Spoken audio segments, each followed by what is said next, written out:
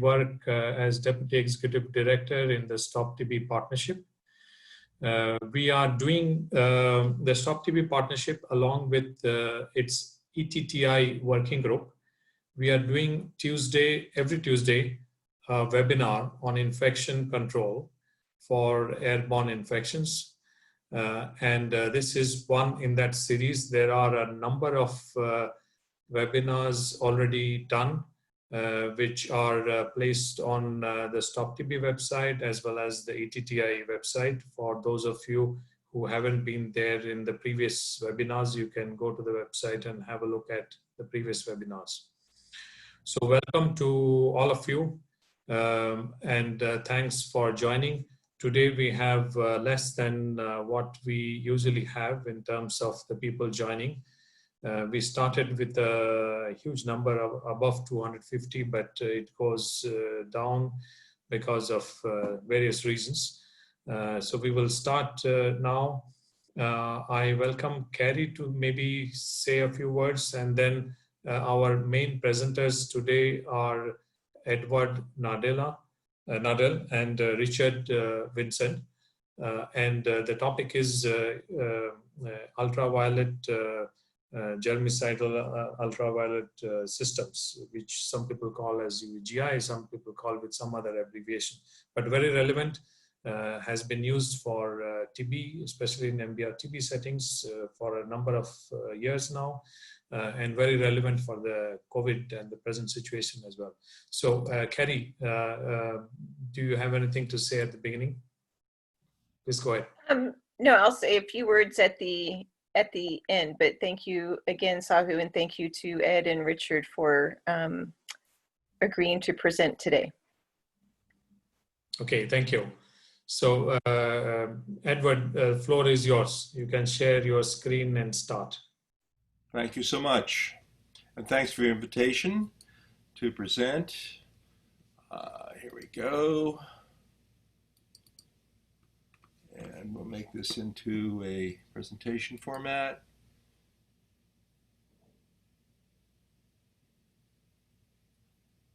So I was asked to talk about germicidal UV, but also to mention the evidence for airborne transmission, which is, as you know, if you're paying attention to the news, has been growing. On this first slide, you see a commercial upper room germicidal UV lamp on the left side as you look at the screen, and on the right a depiction of the UV spectrum, or actually the light spectrum, indicating that a great deal of UV comes from the sun, but actually no UVC, which is the same as germicidal UV that I'm indicating here, actually reaches the Earth. What we get at sunlight is UVA and B, which can cause skin cancer and cataracts, but UVC, which we use for germicidal purposes, this much lower wavelength UV, is not present in sunlight. I don't have any conflicts of interest to share. So I think a very important place to start is to make a distinction between respiratory droplets and droplet nuclei. I have to say that the news coverage of transmission with COVID has been very confusing, because they talk about aerosols and droplets and contact and airborne, and it's a little bit confusing. When we talk about respiratory droplets, which is considered a subset of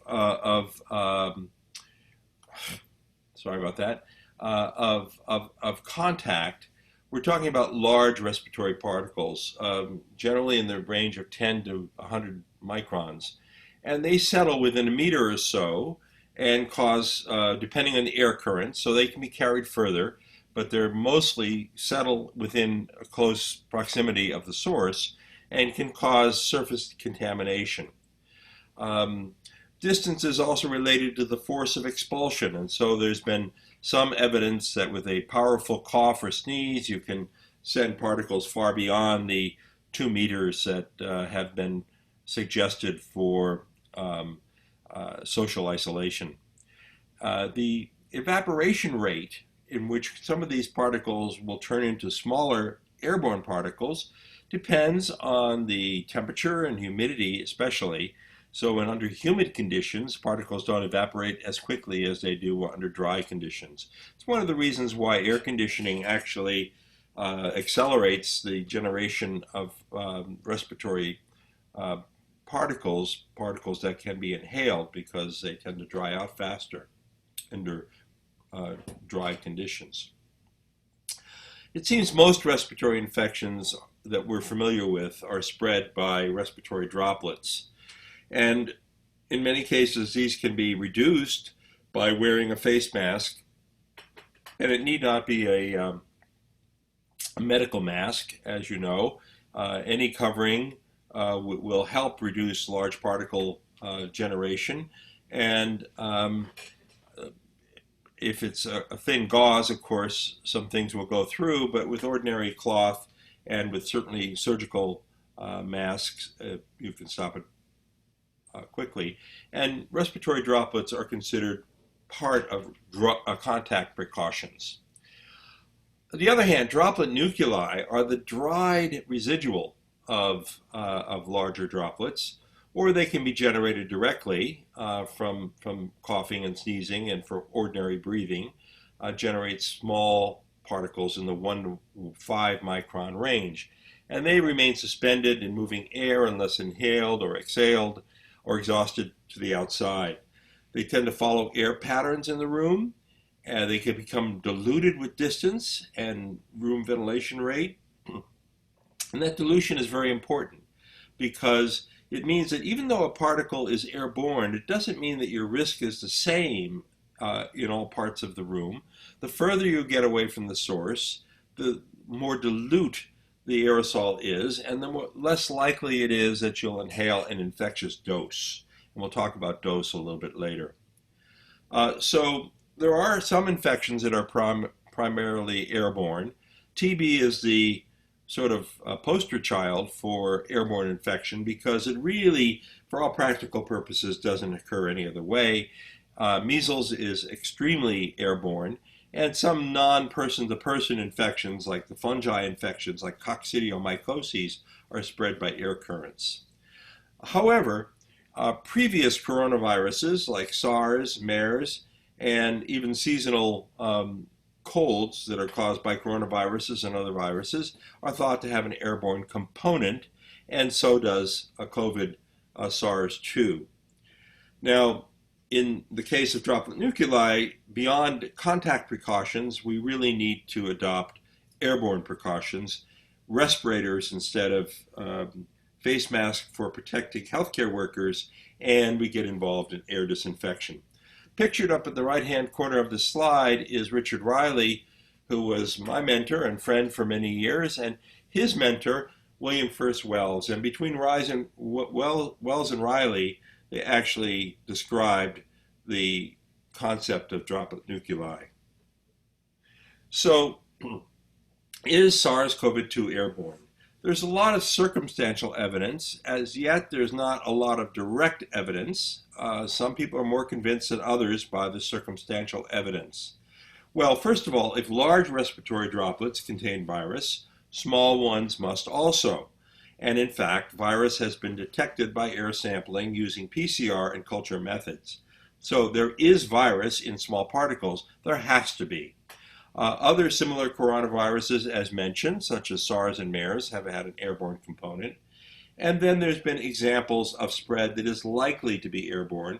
For example, in the state of Washington in the United States, there was an episode of transmission in a choir rehearsal where something like 40 of 60 choir members became infected. Some got quite sick in a 2.5-hour period where no one was supposed to be symptomatic at all, and where social distancing was being practiced to the extent that you can do that in a choir rehearsal. There's another building in Hong Kong. There was one associated with SARS that has been associated with COVID transmission, although I have not seen that as an academic publication. I've only seen it as a newspaper report. And then there was the Wuhan restaurant where transmission occurred from table to table, thought to be helped by an air conditioner on the wall. Now, again, I think a good argument could be made for droplet transmission there, but some people have argued that that may be airborne transmission. And it makes the point that these are not clearly separable pathways. A large particle that is helped to travel further by air currents is pretty similar to a small particle, especially if it's inhaled. We do think about airborne as primarily being inhaled rather than contaminating surfaces. There's another paper out that argued for airborne transmission based on the impact of face coverings, etc. And indeed, if you can show, for example, that air disinfection greatly inhibits transmission of an infection, you could make a good argument for airborne transmission, but we don't have that evidence as of yet. There is the impact of the environment on transmission, and I'll show you a little suggestive evidence there, and then finally a recent paper on modeling. So in terms of environmental conditions, I found this slide interesting. And right now in the United States, as we are painfully aware, and much of the world is aware, we are having quite a bit of transmission in the warmer states. And this diagram, every time I touch my mouse, the slide changes, shows the rise in or fall in cases per million population back in May to June as the southern states in the United States became warmer, and as a function of the cooling degrees in June of 2019 for reference. The expectation is that it's similar year to year. So you see that Arizona, Florida, Louisiana, Texas are on the far right of the screen and showing increases compared to, for example, Massachusetts, Rhode Island, New York, New Jersey, in the far left where cases were actually going down. And of course, there are behavioral issues here as well, regulations about wearing face coverings and even political differences.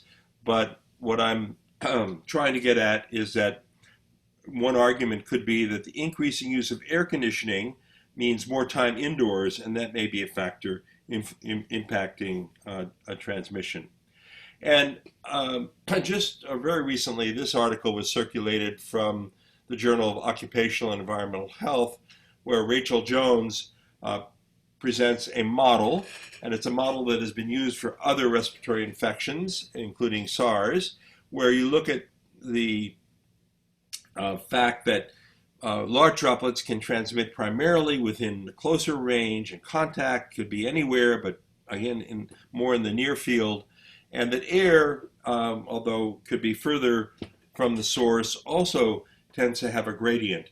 So frankly, I think it's really a very challenging thing to model, to try and tease out how much of each of these pathways is actually due to large droplets, contamination of surfaces, and airborne.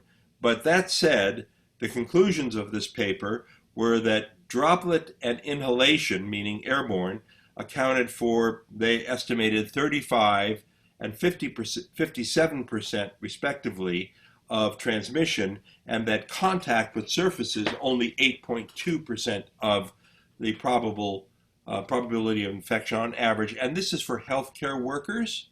And so it could be a little bit distorted, since healthcare workers are taking a lot of precautions for contact spread, for example. But this, generally, I think there's a sense that we have overemphasized the concerns about touching surfaces and underestimated the concerns about airborne transmission for this epidemic. So a little bit of a comparison of tuberculosis and COVID.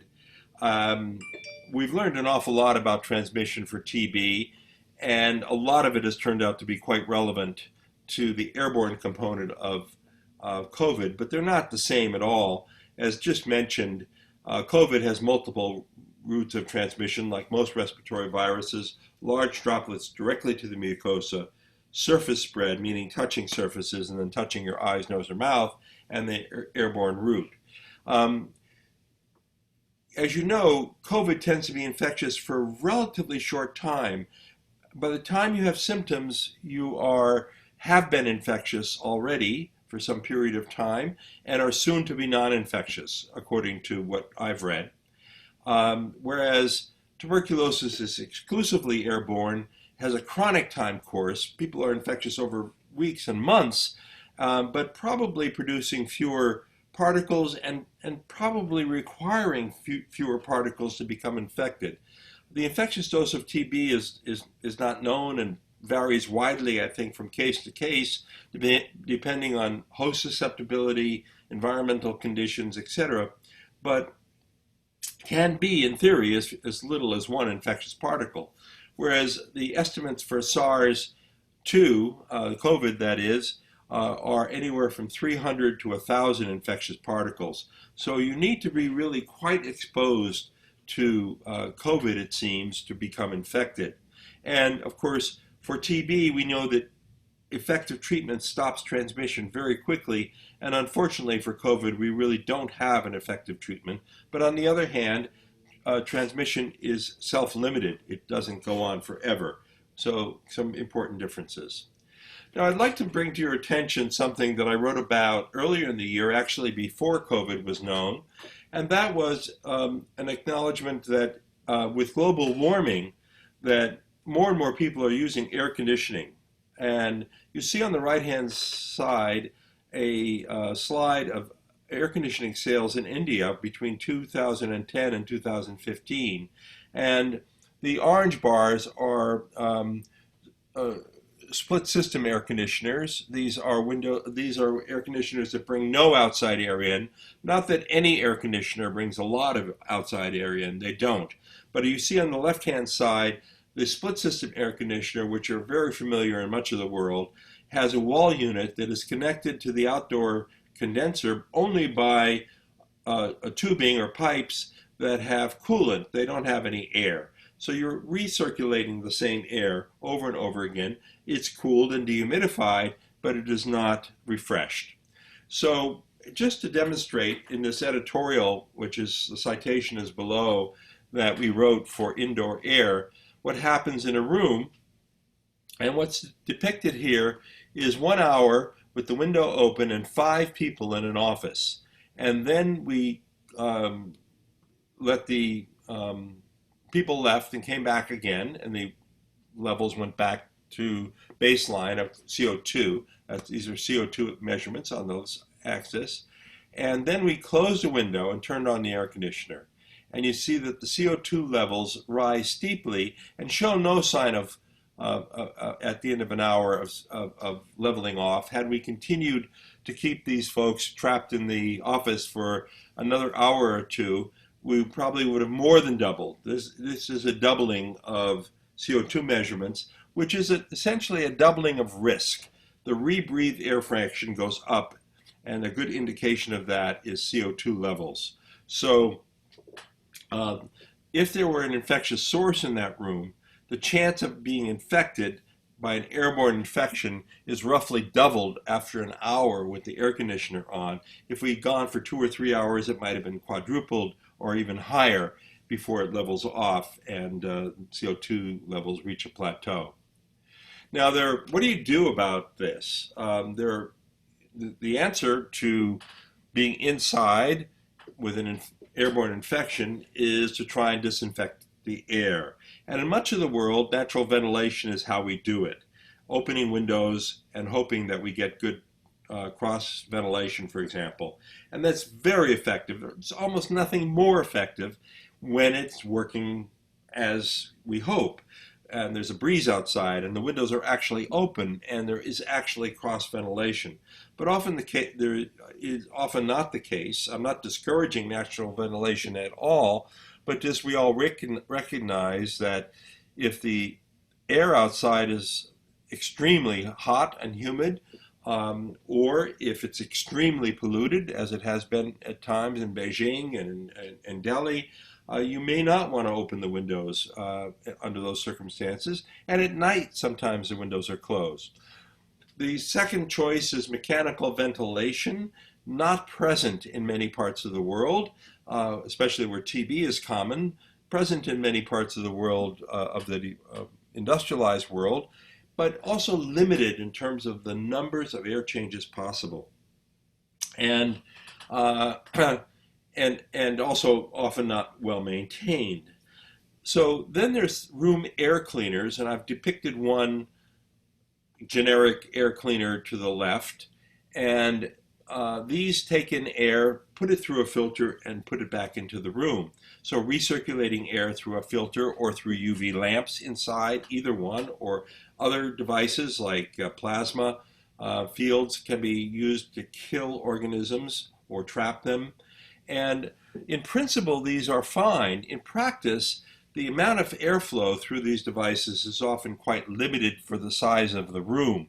And so what you need to do is determine the equivalent air changes that are being generated. And in many cases, it's very few.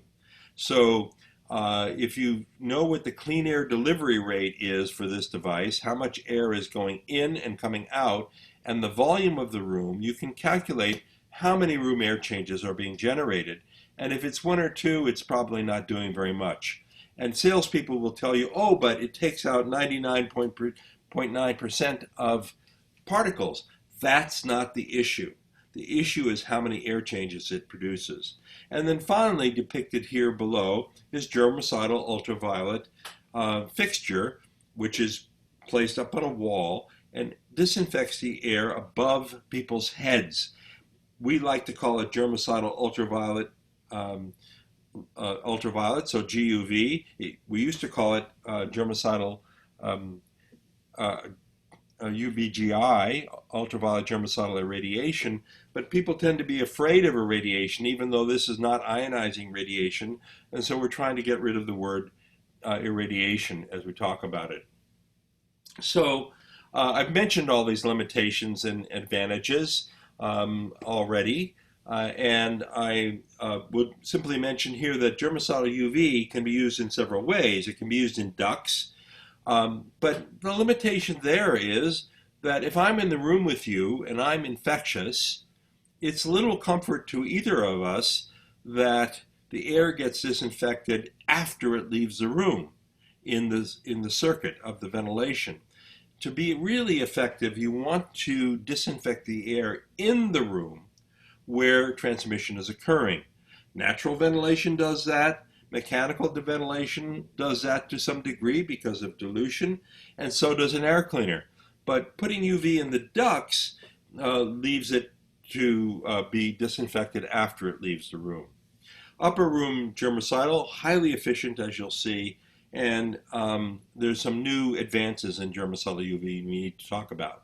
This is not a new technology. There's a volume that is from 1946 on the application of germicidal UV, and it's really not that much different now in terms of how we apply it. It's been around for a long time and has been used for viruses as well as TB, and it's the main way the drinking water is disinfected. Here's a study done in 1942 in schools, and in much of the world, people are agonizing over how to get children back to school. And as I mentioned, measles is the most infectious virus we have. And in 1942, Wells and Wells showed that you could really diminish transmission in schools with upper room germicidal UV. What's been depicted here is the percent of children infected week by week in two different schools, with the primary classes where normally transmission is greater, they have less resistance, and the upper classes as controlled in unirradiated rooms. And you see that in both schools there was much more transmission in the unirradiated classrooms than in the irradiated classrooms. And of course, some of the transmission doesn't occur in class, so you can't expect 100% protection, but nonetheless, this is perhaps the best example of UV preventing viral infection that we have. Now, we've used, in TB world, as you know, hospitals have been major foci of transmission, and we've been applying all of these approaches, natural ventilation, mechanical ventilation, air cleaners to a lesser extent, and room germicidal air disinfection in all of these settings, and it's particularly important with drug-resistant TB. And for 10 years, Richard Vincent, who will be speaking next, and Paul Jensen, and a number of us have been teaching a course in Boston on building design and engineering approaches to airborne infection control. Unfortunately, that ended in 2017 for lack of funding, but you see here 2 examples of buildings that resulted directly from that course. You see the Indus MDR TB clinic in Karachi, Pakistan on the left with open air seating for people waiting to get in. And the building you can see with those unusual roofs are actually air scoops designed to promote natural ventilation. And likewise in Bataro Hospital in Rwanda, you see a slanted roof, a very large mixing fan, and upper room germicidal fixtures on the walls for the days that ventilation is not optimal. Now, the idea here of upper room germicidal UV is that we irradiate the upper part of the room, and we depend on warm air rising from occupied rooms to rise up and get disinfected, and then come down and replace that air with disinfected air. This happens very effectively. And if you want even greater efficiency, we tend to use low velocity ceiling fans to assure good air mixing. Now, Grigor Volchenkov from Vladimir, Russia, and Paul Jensen, who many of you know, did an interesting study in Vladimir in a hospital room where they applied various technologies to reduce aerosolized test bacteria. And they compared 3 different air cleaners, one that was used in the space shuttle laboratory, which was a very expensive device, and also mechanical ventilation and UV. And to make the story short, UV was by far more efficient in terms of the cost of each air change, or the operating cost per year. It was about 9.4 times more efficient than ventilation, and even more efficient than some of the air cleaners, who were similar in cost. And you see pictured here a photograph of a very simple Russian-made fixture for the upper room. Now, teaching a course in Pretoria a couple of years ago, a manufacturer was there with an air cleaner and explaining to the participants why they should buy such a device. And so we asked him what the clean air delivery rate is for that device, and it was 28.3 liters per second.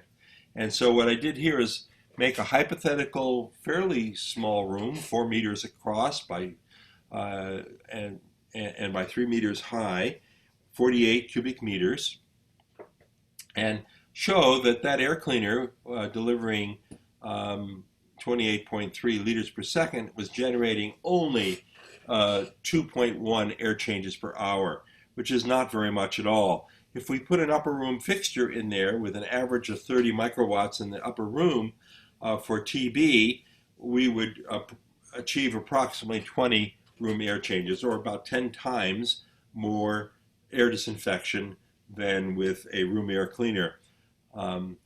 So where would you do it in terms of COVID? In areas where airborne transmission is likely, certainly in the healthcare world, emergency rooms, intensive care units, outpatient departments, waiting rooms, corridors, jails, shelters, nursing homes, in addition to personal protective equipment. This is not a substitute for, but in addition to wearing face coverings, for example. The real issue is asymptomatic persons who may have COVID. So in public buildings, stores, restaurants, banks, schools, there may be a role in the near future for germicidal UV. This won't be our last epidemic, and I think we need to prepare for the next one, or even the next wave of COVID. Now, one caveat is that environmental means assume that you understand where transmission's occurring. For example, and how it's occurring. Even though I've shown you data that suggests that the airborne route is most important, I've visited a number of nursing homes in my area for the health department earlier in the epidemic a few months ago, and I couldn't help but feel that with all of the contact in a nursing home, bathing, feeding, toileting, etc., that it would be very difficult to prevent transmission in that setting effectively with upper room germicidal UV, for example, assuming that most of it was airborne. I'm not saying it wouldn't be helpful, but with this virus, there are multiple ways of transmission, and it may not be the solution for all problems. It may be a better solution in other settings, for example, perhaps in a restaurant or something like that.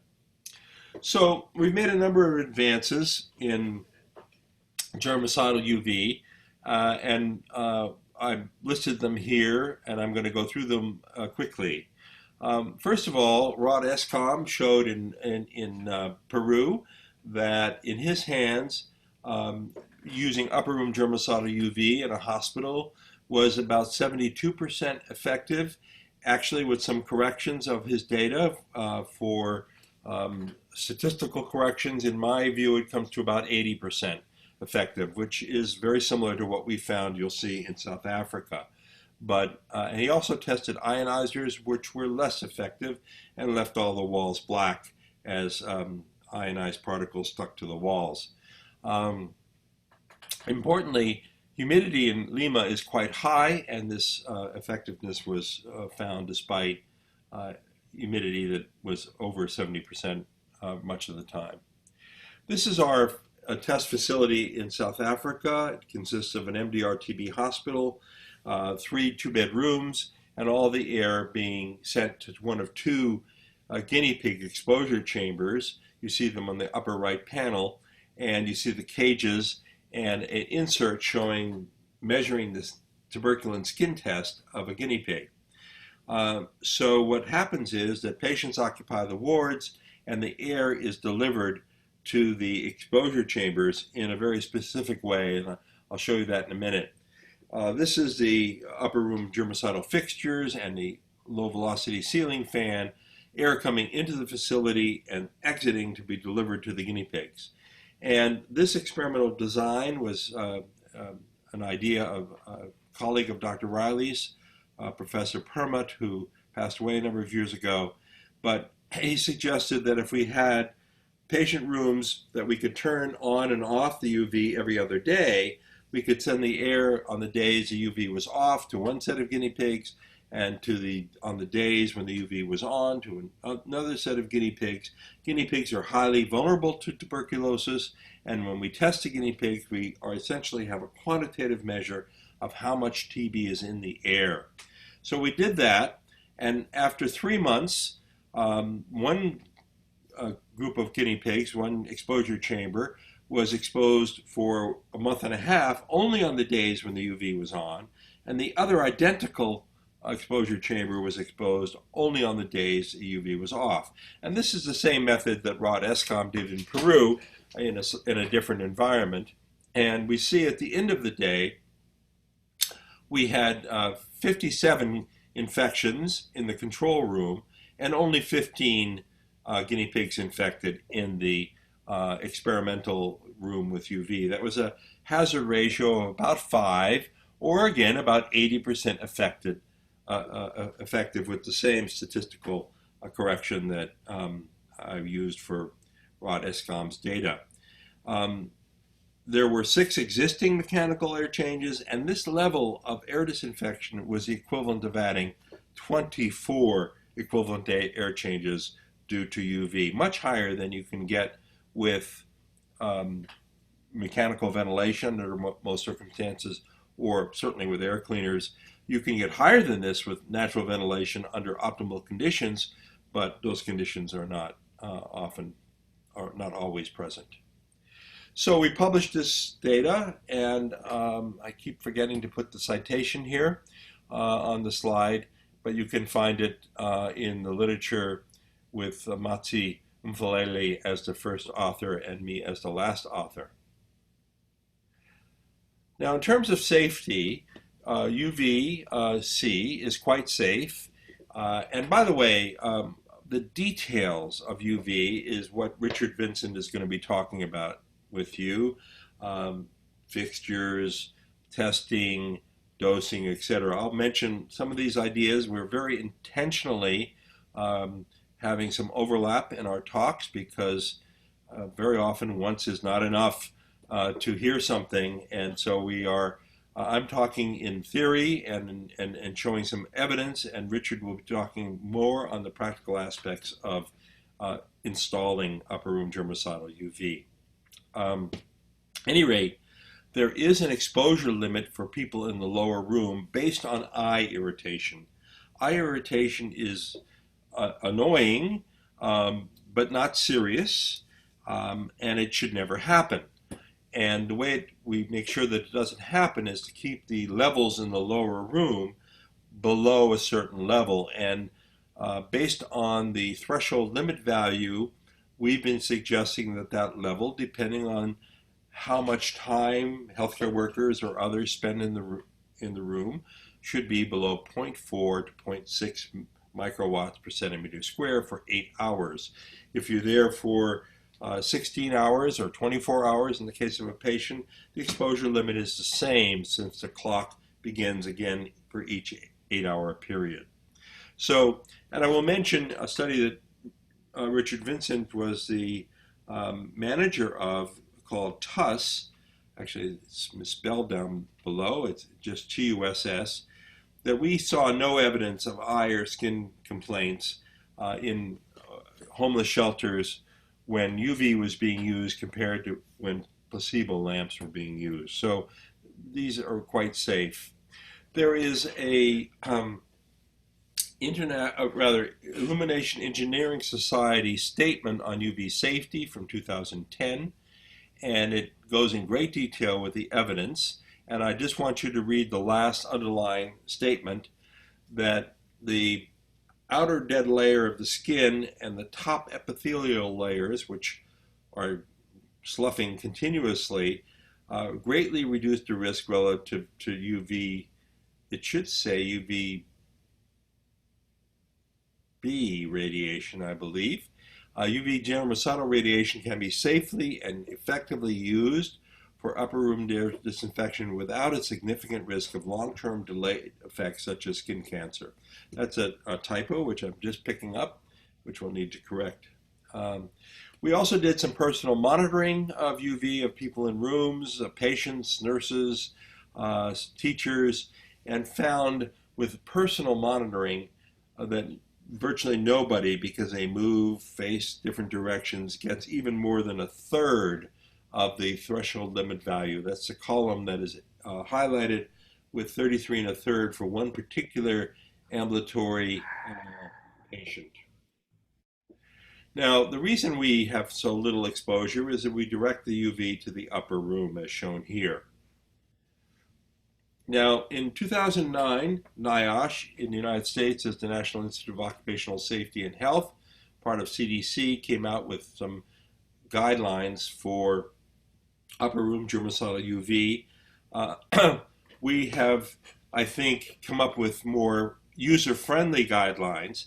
The NIOSH guidelines expected you to be able to figure out how much average UV you had in the upper room, and we have no good way to do that in advance of putting in the installation.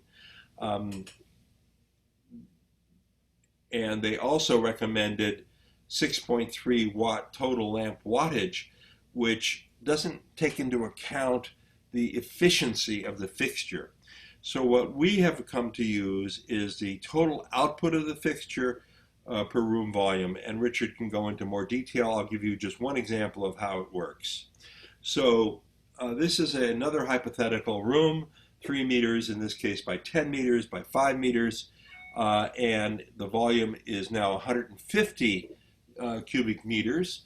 And if we use 12 milliwatts per cubic meter total fixture output, we need 1.8 watts total. Our best of our fixtures that we were using, our commonly available fixture, it puts out 1/2 watt per fixture, and you'd need 4 fixtures in that room. And we tend to align them, as you see here, on the short wall so that the ray length is at its longest. And this is in another paper by Steve Rudnick and Mel First from Occupational Environmental Hygiene in 2007, showing the factors, so it's the amount of UV for the entire room volume. We're treating all of the air in the room, which is being mixed by a ceiling fan. And then the only other factor is to try and take advantage of as much ray length as you can, as in fixture A in the diagram shows a longer ray length than across a corridor, for example, in fixture B. And Richard will talk to you about visual, which is a computer-assisted design way of estimating the number of fixtures needed as well. We determined in our studies that not all fixtures are made the same, and some fixtures, the upper 2 are no longer produced, I don't believe, but they were really, really very inefficient compared to a currently available fixture, which was about 10 times more efficient in terms of putting out UV. In both cases, the louvers, which you see depicted in the lower left-hand panel, absorb an awful lot of the UV that comes out. Not only UV that would be destined for the lower room, but also the useful UV. So it's not, but still, nonetheless, upper room UV is still more efficient than other ways of disinfection. In order to determine the total output of a fixture, you do gonioradiometry, which perhaps Richard will mention as well. That is, a laboratory determines the output of the fixture. Now, we were testing fixtures and strategies at Harvard for a while. This rooftop chamber is no longer exists, but and this is one of our graduate students, Sonia Melanova, who looked at, for example, what we call Eggcrate UV and LED sources as well. So LED sources are coming along, and I'm almost done with this presentation. And they are still currently mostly available in longer wavelengths, 265 to 270. And those are potentially more germicidal, but also run a slightly higher risk of exposure. So we don't have any fixtures commercially available with LED UV yet, but some devices are coming out. For example, in the lower hand, I came across this device where LED UVs are being used to disinfect the bottom of shoes in the operating room, where it's felt that people will track worrisome bacteria from room to room. So you can disinfect your shoes very quickly by standing on this array of LED UV.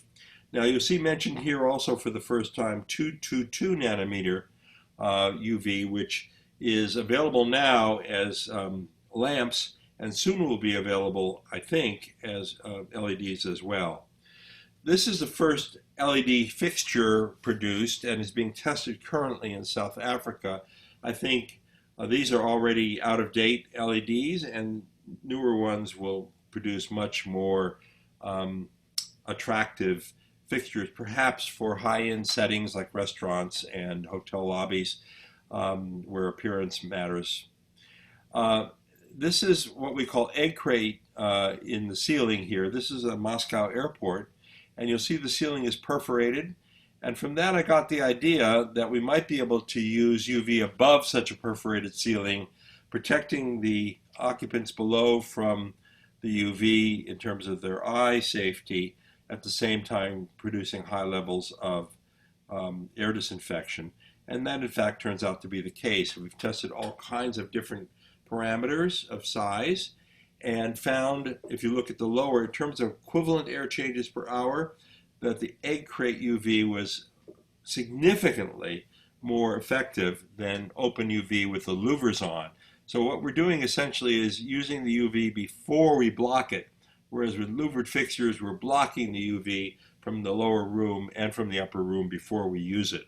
So Eggcrate UV, now it's not been used very often because you can't just order it. We did publish this, so it's available to anybody to use, but you have to sort of create an Eggcrate ceiling like this and then plant fixtures above it.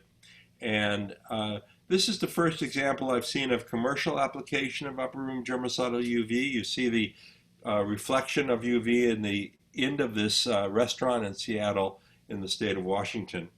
And you see the low velocity ceiling fans helping with the air mixing into the Eggcrate ceiling. Finally, I just mentioned UVC again, rather the 222 wavelength.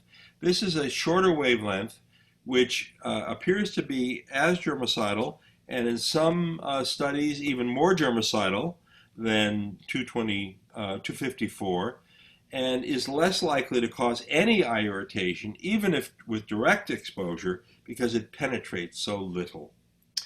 This is very expensive at the moment. These lamps cost about $2,000 at the moment. A lot of work is being done on this at Columbia University. David Brenner is his principal investigator. And it's also not available widely at the moment. There are a few products available, but mostly this will be coming out in the fall and in early next year by a number of companies making these so-called excimer lamps, which again don't penetrate the skin very much and seem to be germicidal. There are going to be a number of dubious applications. Here is one of them, which is no longer on the market as far as I know. The idea was you walk through this doorway and these UV lamps around you would disinfect your body. And of course, that is not likely to happen. UV is not the best surface disinfection agent. It doesn't go around corners. It doesn't get things in micro shadows. And so this is not a good use of UV. And you're going to see more ideas of how to use UV. Some of them will be good and some of them not so good. This may be a good one. Boeing is planning to use germicidal UV in its bathrooms of this new variety where exposure is not an issue in that very narrow space, but it may disinfect the sink and the toilet and make it safer for COVID purposes in flying on airplanes. So the last two slides, there are only 3 or 4 of these far UV manufacturers, 222. They make a limited range of products, and they're not widely available. They're expensive. Some of them have very short lamp life. Some of them have longer lamp life. But so this remains to be fully realized in terms of a approach. Final slide. So upper room germicidal UV is a well-established, safe, and highly effective method for air disinfection that can be implemented today using to help reduce the spread of COVID-19 using conventional 254 upper room UV. High-intensity UV surface disinfection is also well established for unoccupied hospital rooms, and UV is also being used for disinfecting personal protective equipment, masks, and there are online guidelines of how to do that. I didn't talk about that today. It's not my goal to talk about mask disinfection, but it has been used for that purpose. Again, UV is not ideal for surfaces because it doesn't go around corners, it doesn't get into nooks and crannies very well, but it is being used for that purpose and has been used successfully. Far UVC is promising and could transform upper room germicidal UV or whole room air disinfection. It can be used directly into rooms, but it is not widely available, not fully developed in terms of dosing and safety issues. It should be very safe, and we need more research in that area, and I'll stop there.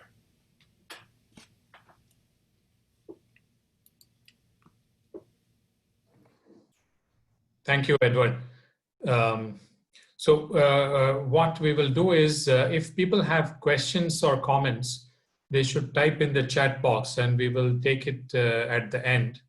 We will now go through the second presentation, which will be by Richard Vincent. Richard, please go ahead.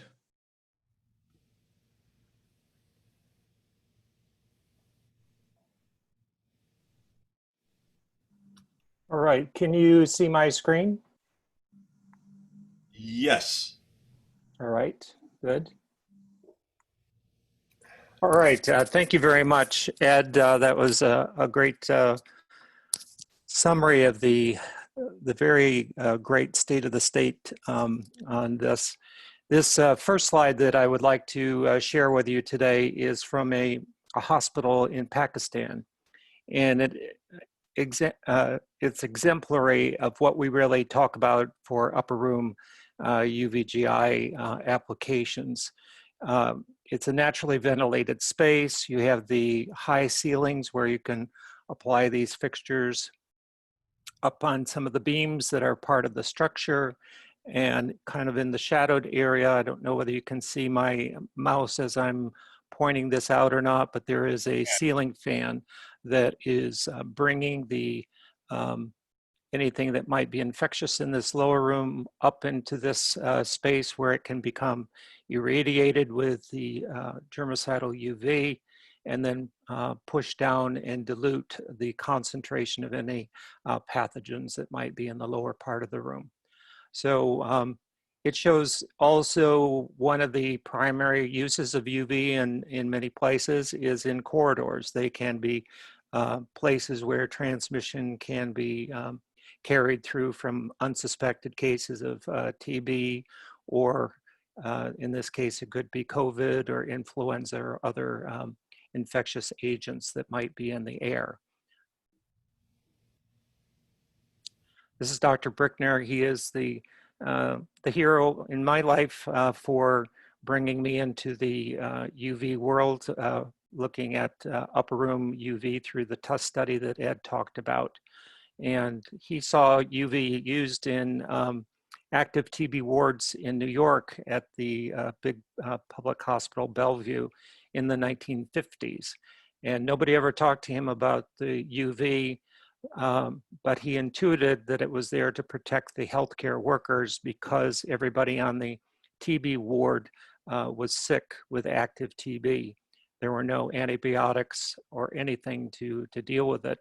And so in many ways, we're kind of like we were back in the 50s, where a lot of the antibiotics have run their course of effectiveness, but germicidal UV is one thing that will continue to act as an intervention to disrupt transmission when it's properly applied. We talked a little bit about the ways that UV is being used in buildings. We're talking primarily about the use where you have sources inside of a room, dealing with it with upper room UV fixtures. But then there is also the other way that it's being used is in air conditioning ducts where buildings have mechanical ventilation and they recirculate the air. So anything that is not treated in this space and could potentially be recirculated throughout a building, or if you have concerns about people introducing pathogens into the airstream of a building for bioterrorism, UV has been used as a way to deal with airborne pathogens in the ventilation circuits. The other primary use of UV in an air duct is to deal with the cooling coils to keep the microbial growth on them down, so you're not introducing other types of organisms into the building. And so we're really talking about upper room being the primary way of treating airborne transmission of infectious pathogens, and induct UV more as a secondary approach to buildings. And so why do we look at this? Because it works well with natural and mechanical ventilation combined with ceiling fans or air mixing. As Ed mentioned, it's 80% effective in reducing transmission of airborne pathogens. And Ed has also mentioned, in a sense, that if we can use TB as our target organism, it should cover enough dosage to be able to deal with viral elements that were airborne, whether it be influenza, measles, COVID, etc. And the maintenance of these systems is relatively simple. And we'll show you a document that's been written by ETTI that anybody can download for free that goes into detail about how to maintain these systems. And as Ed mentioned, human safety can be achieved with proper design, installation, commissioning, operation, and maintenance. Upper room UVGI is recommended by the WHO in its new 2019 update. And it's part of a package of interventions that are considered a vital part of reducing airborne transmission in healthcare facilities. As Ed mentioned too, part of this UV has to be worked in combination with other controls, like administrative controls. Even if you had a lot of UV in a facility like this where you have such crowding, you're going to still get a lot of transmission occurring because just too many people crowded together, there's no way to be able to do that. So you have to be able to enforce administrative controls to socially distance people and to be able to triage patients and put them in places where you have be able to separate different populations within a healthcare facility.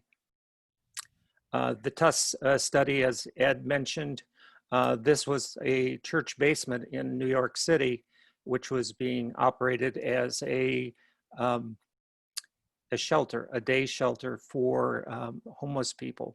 But this also gives you kind of a feel of what you might do if you had a fellowship hall and a worship place. You could put the UV up along the walls. In this case, it was a mechanically ventilated space, and the UV was put under the supply ducts so that you'd get a lot of good air mixing within this facility. And this is also a feature of well-designed UV fixtures, is that they have a sharp cutoff on the lower part of it and kind of a gradual rise up above the horizon. And the blue that you see here is not UV, that's visible light. So the only way you can tell whether a fixture is emitting real UV is to have a special meter, and we'll talk about that a little bit later. But in our TUS study, we applied it in mechanically ventilated and naturally ventilated buildings and applied over 1,200 of these fixtures and ran our project for over 7 years. And we learned about how to maintain these fixtures, how to do it safely, and that's part of our guidelines that are being promulgated today.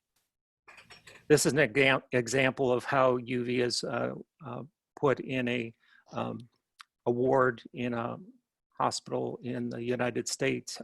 Along the walls here, you can see the fixtures covering a very large space here.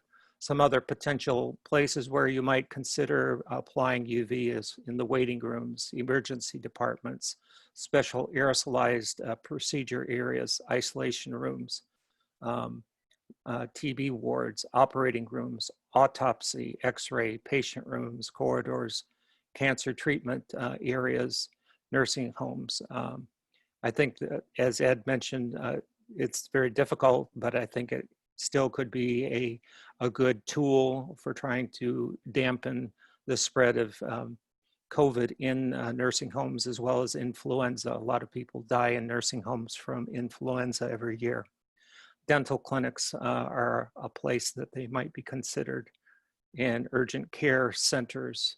And then in prisons and jails, it would be good places for the application of upper room UVGI.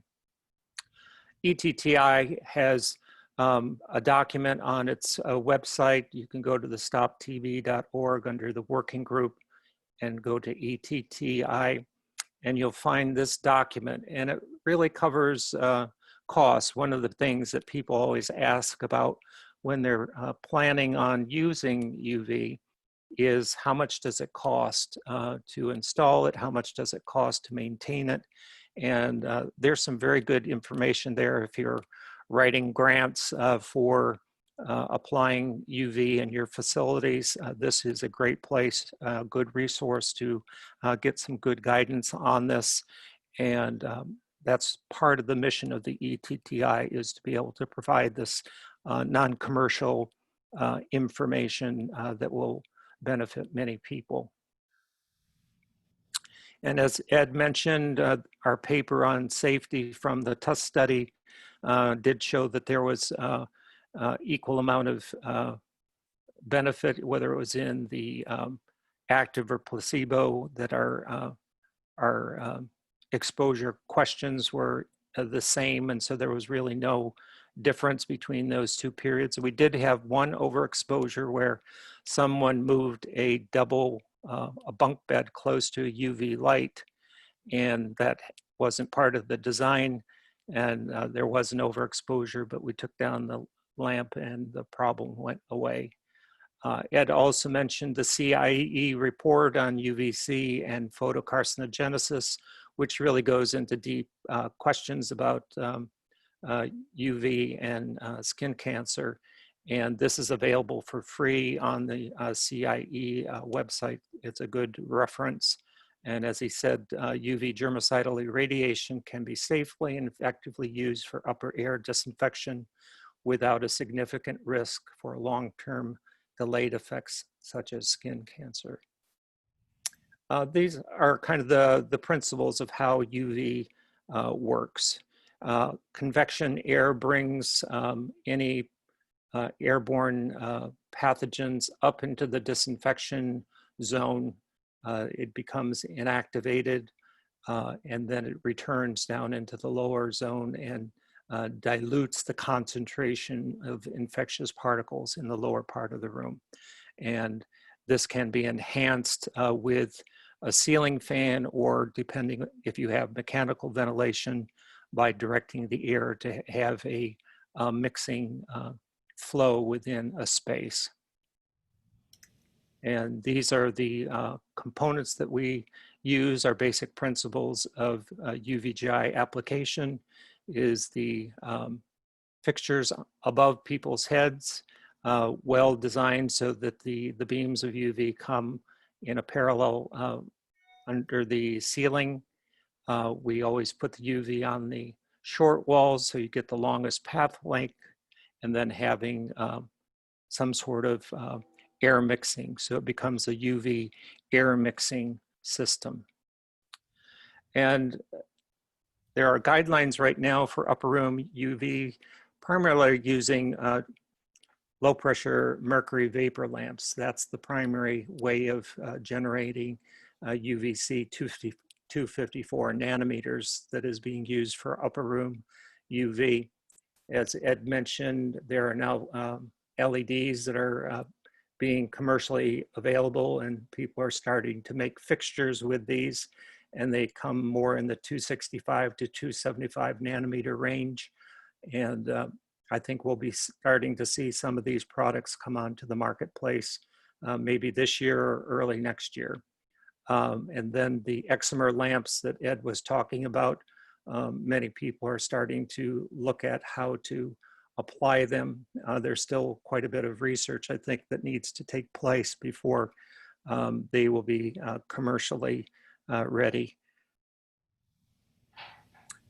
And UV lamp spectra can vary quite a bit. And so the only way you can really tell what comes out of a germicidal lamp is to have a good radiometer. You need to have a radiometer with a detector that can detect either the 254 nanometers, or if you're using some other wavelength, these meters can be programmed and have another type of detector to measure those other wavelengths. But you need to have something that you can verify in the field that you have actual UV coming out in the wavelength that you were anticipating.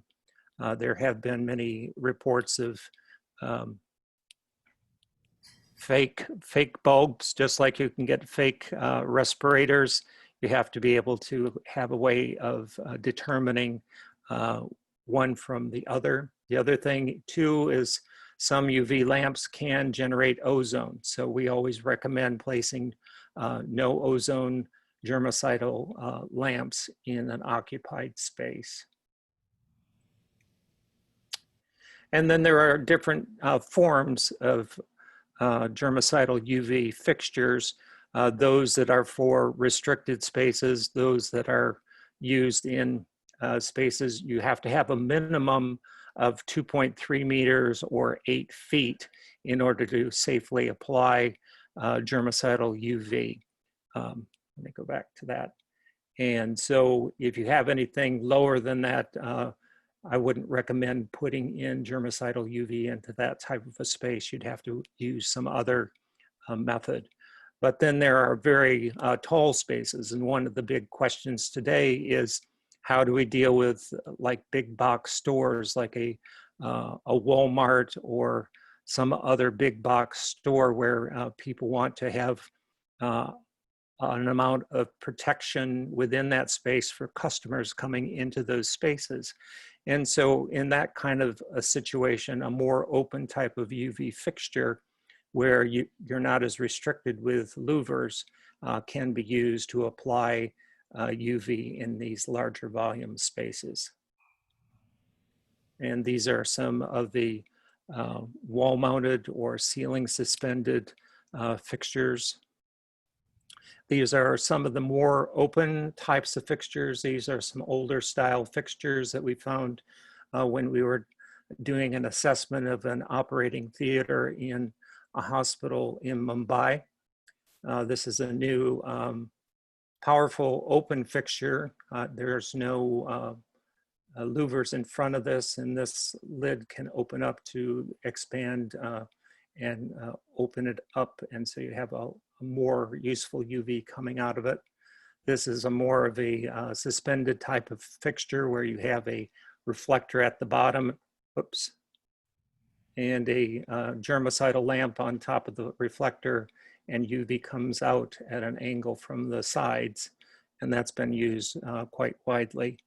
This is a fixture from Russia, where at some time of the day, they turn it on, and there's an open UV fixture to clean the surface of the wall.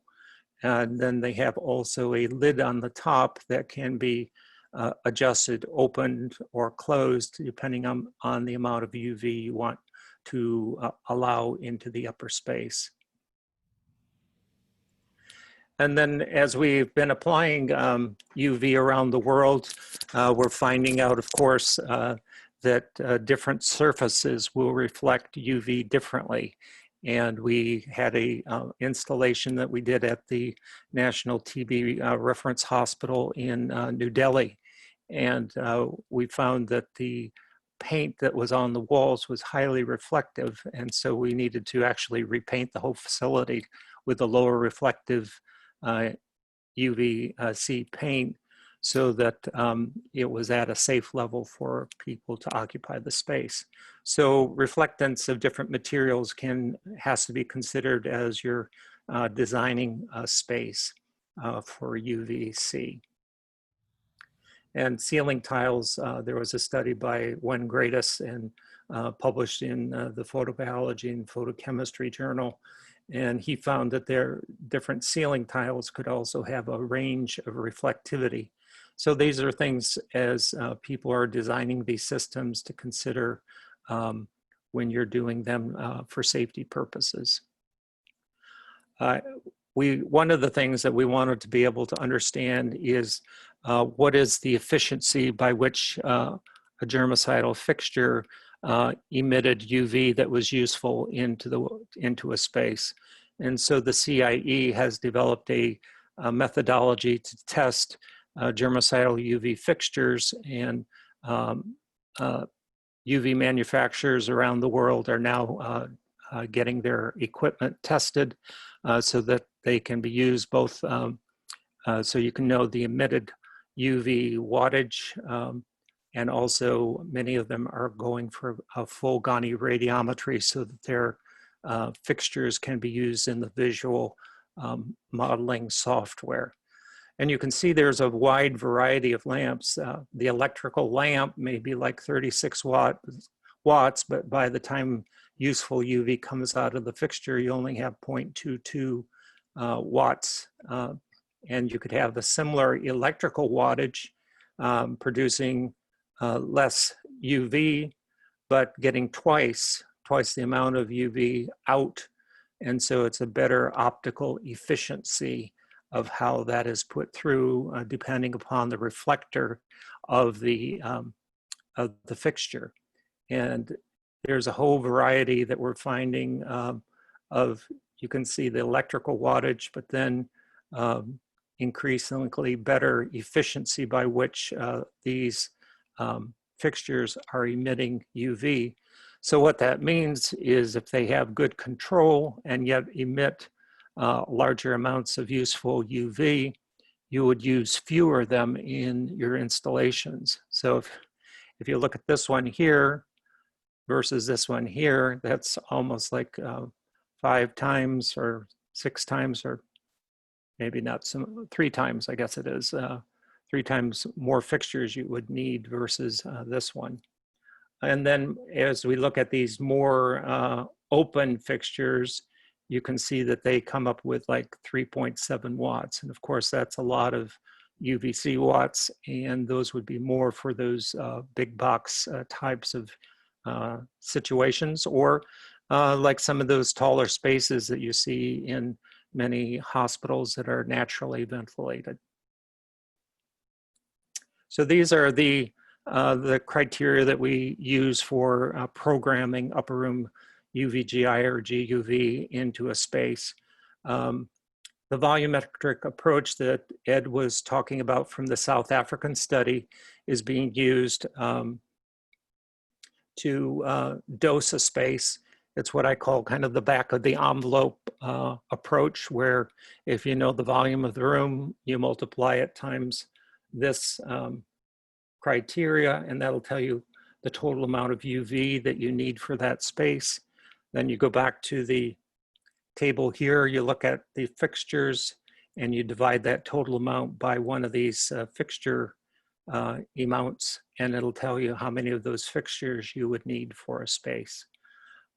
Then what I do many times, if I have a large number of fixtures, I'll program that into a model within the visual safety program, and then calculate the total volume average of UV in that space. And a lot of times, because of the ability of visual to sum up the combination of the UV within a space, I might need to use fewer fixtures with that modeling process versus just the back of the envelope approach. And then the fourth part of this, or the third part of this, is we have to verify the safety levels by doing commissioning of the spaces. So these are all part and parcel of having an effective and safe installation. Here again is the dosing volumetric approach, where you find the total amount of UV watts for a space, and then from there you take that total amount and divide it by the luminaire or fixture emitted UV watts, and that will tell you how many fixtures you'll need to plan for your installation. And the visual software program will take the gonioradiometric files that the manufacturers will supply to you, and then you can use that in the program to model the UV design for that space. This will not necessarily be the final design of things. You always have to commission it, but this is a good estimate of what you would find. You can change surface reflectances if you know them into the model, and help you to understand if there might be areas where you might have higher levels of UV at the eye level, and you might want to make some adjustments to your design before it actually becomes installed. Here's an example at the Harvard course. One of the students was from the mass design group, and she was working on a project, Cancer Infusion Center in Butaro, Rwanda. And she was able to do a 3D model of her facility in SketchUp and import it into the visual program.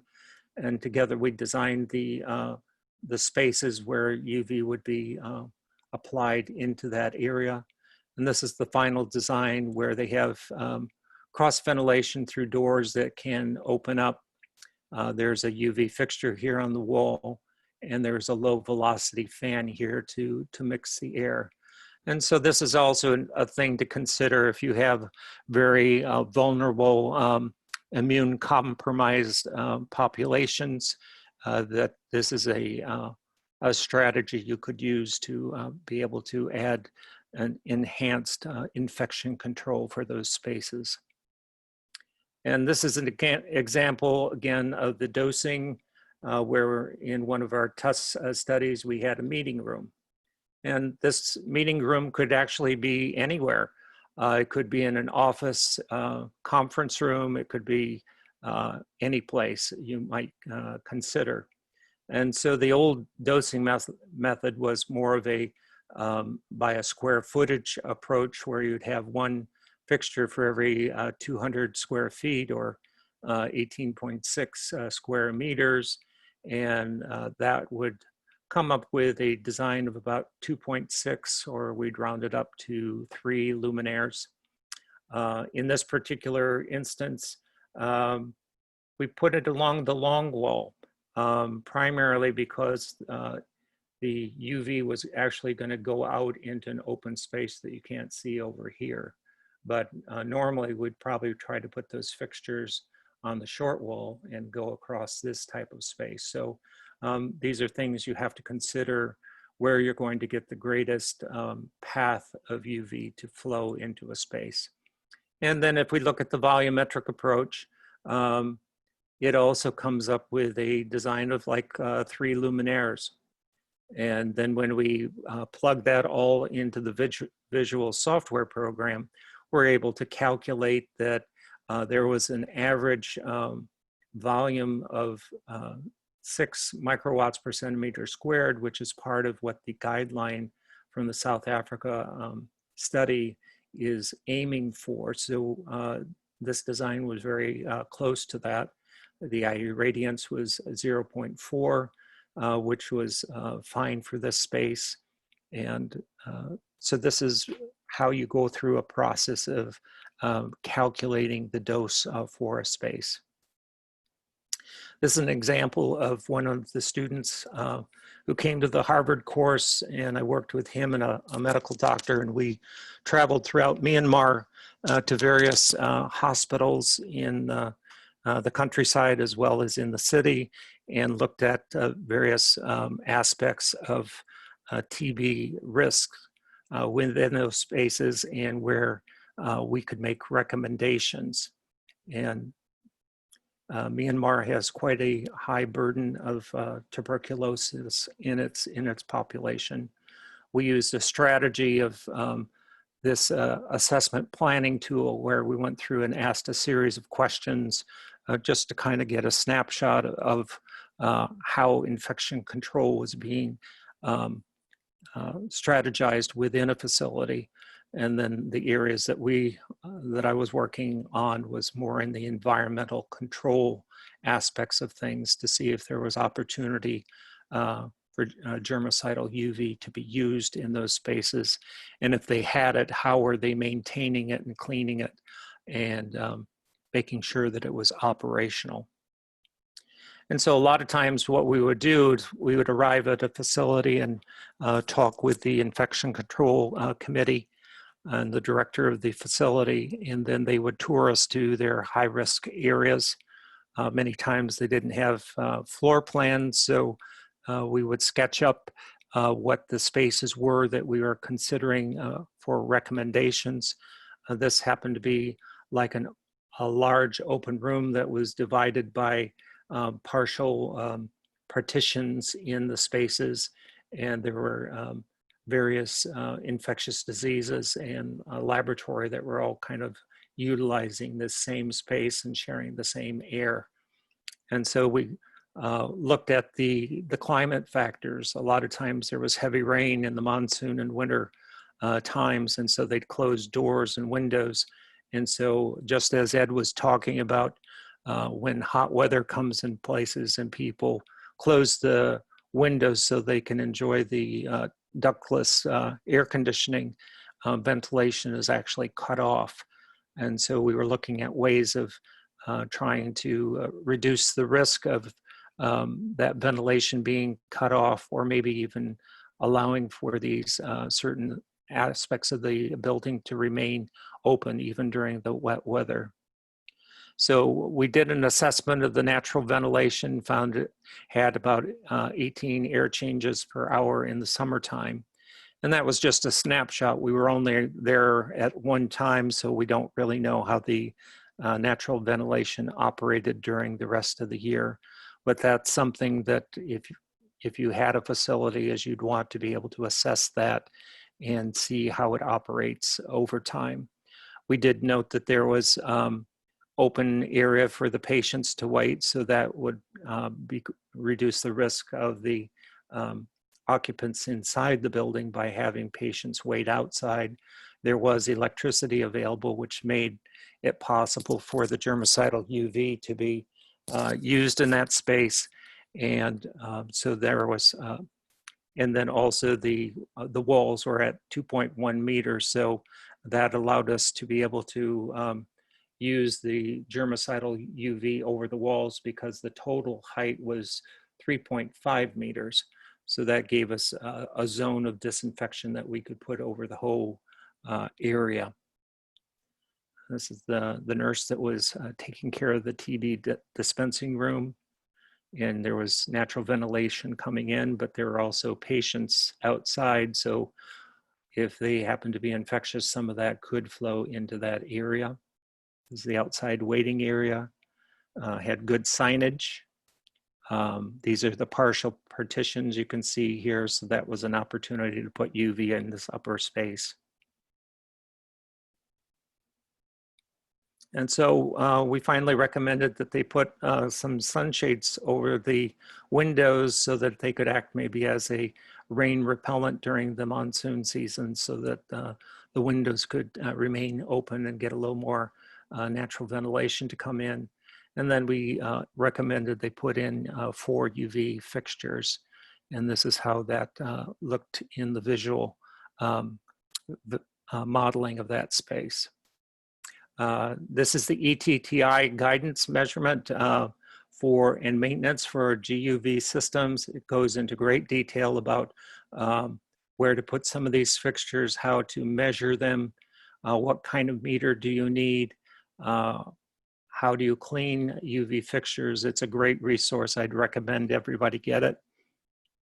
And so this is kind of the process. This is how we install these. This is at NITRD in New Delhi, where the fixtures are installed.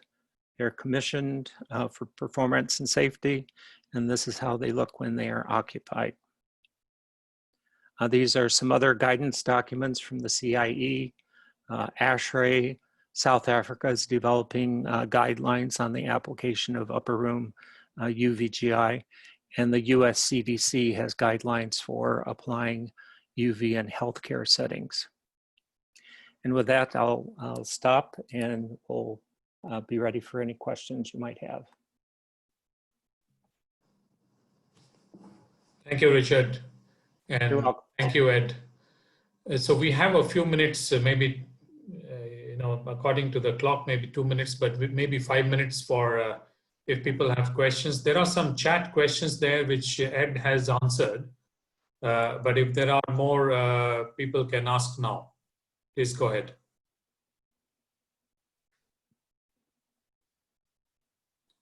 You can unmute your microphones and speak if you have questions or comments.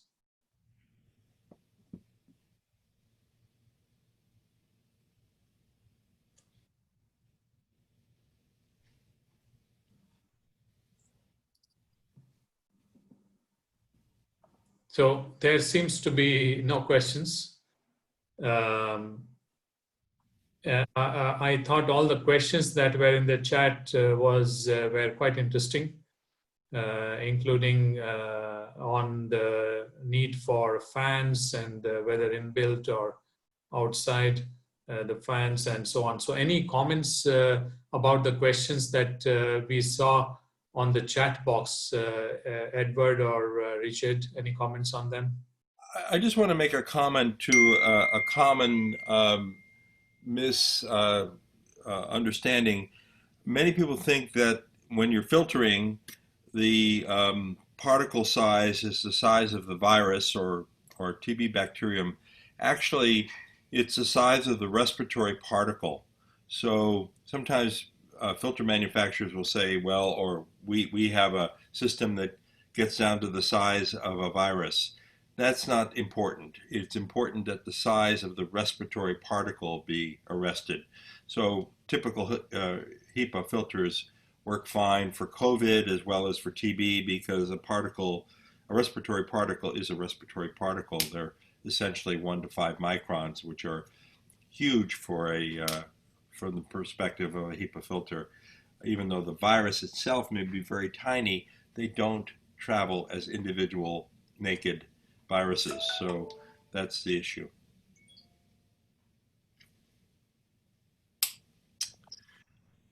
Thank you, Ed. Anything from anybody else from the ETTI? I think these were all very good questions. I would say that there were some other presentations that you can go back to the Stop TB website and go under webinars and infection control. And there will be other things about room air cleaners, induct UV, administrative controls. So there is quite a lot of rich resources there that we weren't able to go into depth about administrative controls or other types of things today. But they are there, and I think they're very educational and considered as a part of, it's all part of one whole approach, for airborne infection control. So I would urge people, if you're looking for further information, that would be a great place to go. I'm going to have to leave you for another appointment. So Richard, I trust you can handle the things from here on in. And thank you very much, Sahu, for your sharing. Thank you, Ed. Thanks, Ed.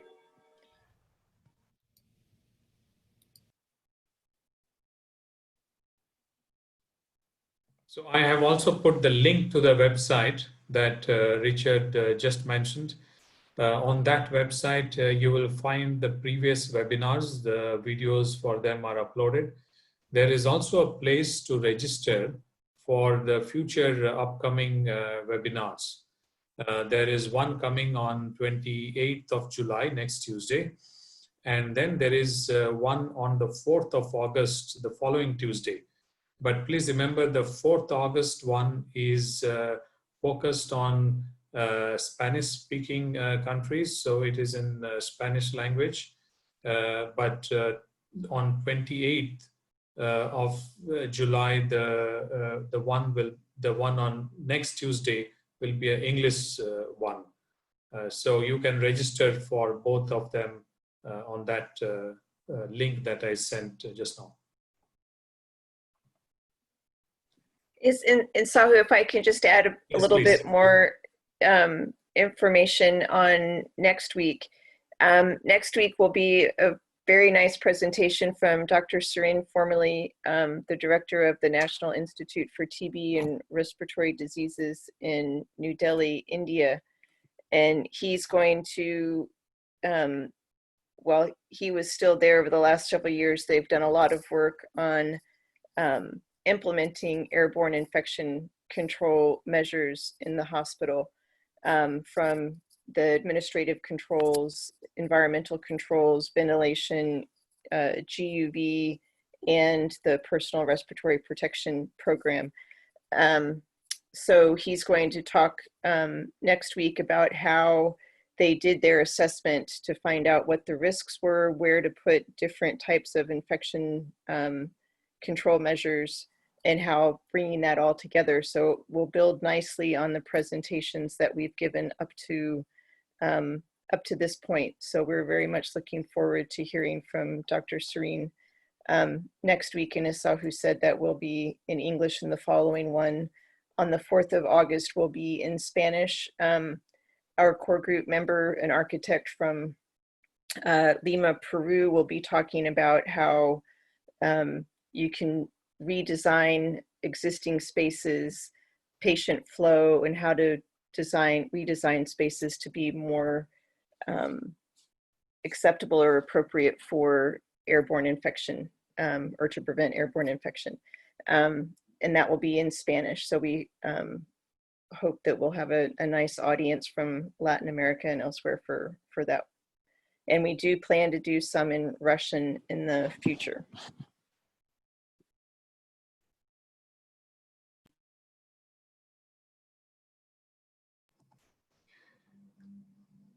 Thank you. So I have put the links there. Those of you who want to register for the next webinars, please go to the link and register yourself. And this webinar will also be placed on the same website. If you need it for reference, it will be there with the presentations. So thank you all for joining, and stay safe, stay healthy. See you next Tuesday. All right. Thank you so much, Sahu. Thank you. Bye. Bye.